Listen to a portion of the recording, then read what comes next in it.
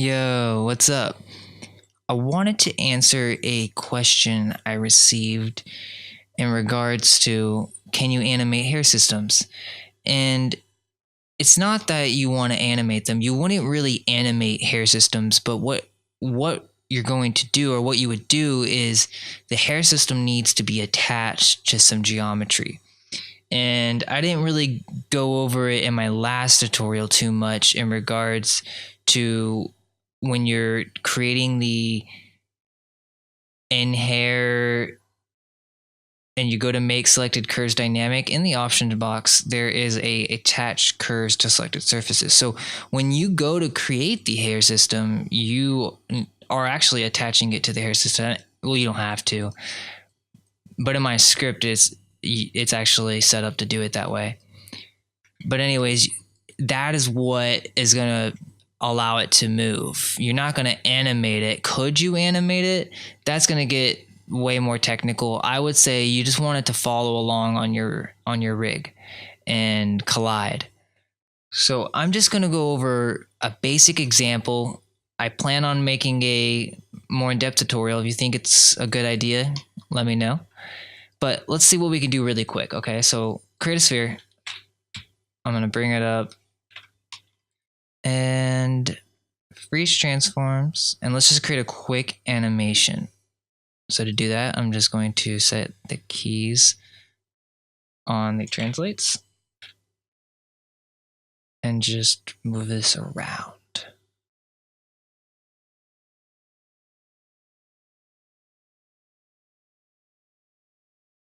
Okay, so we got an animation going. So we're going to go to the first frame, try to do everything on the first frame. Make sure you're not doing stuff over here.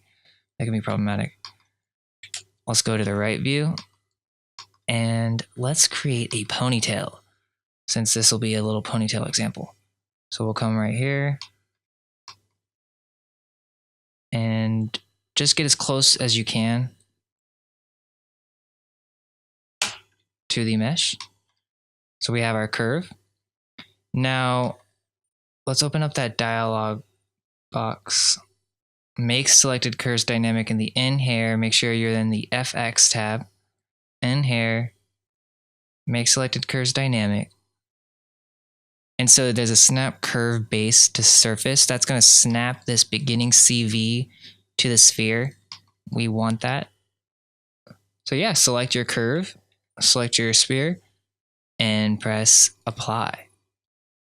So now if you go to the perspective view, I mean, forget about hair systems, forget about visualizing it right now with the PFX stroke. We, right off the back, have a dynamic curve. Let me get in a better angle so you can see it.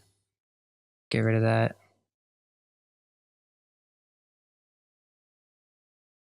There we go. It's moving around. So what we want to do is we want to grab that dynamic curve. It's going to be a brighter blue. The dynamic one, there is two. It actually duplicates it and creates two. So make sure you're selecting the right one. We have the dynamic one selected. Go to in hair, add paint effects output to hair, but make sure you're on the first frame. So just go to the first frame, assign paint effects output to hair. And then from this point on, everything that I said about the hair system applies in my last tutorial. Check that out. But go in here to the attribute editor and change these settings to get the hair that you want. I'm going to preview it as a mesh so we can see it better. Let's actually change the width. I just did that in the PFX hair shape draws mesh too, so when I change the hair width I can see it. Otherwise you won't be able to see it and it'll just be super thin. So let's add some more hairs. And I'm about to add some segments, but I wanted to show you something cool, or actually before I show it. So all I did was grab that dynamic curve and change it to a hair system. Now when I press play, it's that dynamic curve basically. It follows after the next output. So it's basically the next thing in the hierarchy. So, yep. Now I wanted to show as well how you can make a braid from a single curve in your once you create the hair system, it actually creates a follicle group. So click on that follicle, and in the attribute editor, go to the follicle shape, and there's actually a braid attribute right here. Super handy. If you click on that, you won't see it right away. Make sure you have enough segments. And then if I go to a better light, it's not really lighting very well. Let's see. I'm gonna turn that off, maybe. No.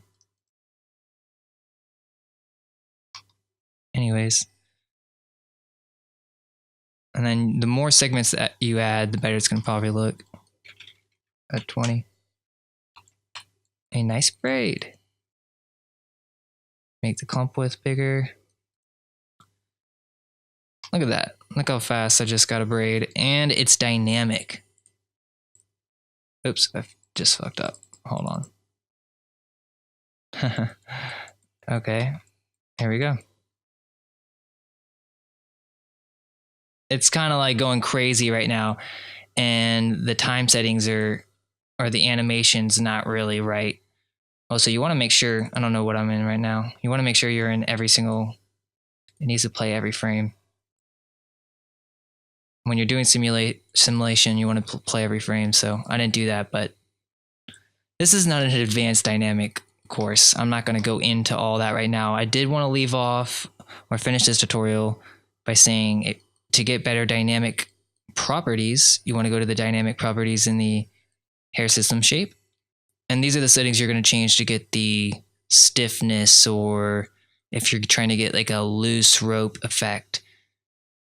You basically are going to change up everything in here, play around with these settings, and the attraction scale also as well to go to its original position, or it'll stay in its original position. Let's see. Let's play around with this. Actually, I think it's the start curve attract. Go to the beginning, start curve attract, and it shouldn't. It'll barely move now. You see the difference? It's kind of like stiff, like a dog tail or something. Anyways, that's all I wanted to do for this. Just a quick little tip. If you thought it was useful, let me know. Leave a comment, and I might make a detailed tutorial on hair dynamics. Thanks for watching, guys, and subscribe to CG Character Artist for more videos. Later.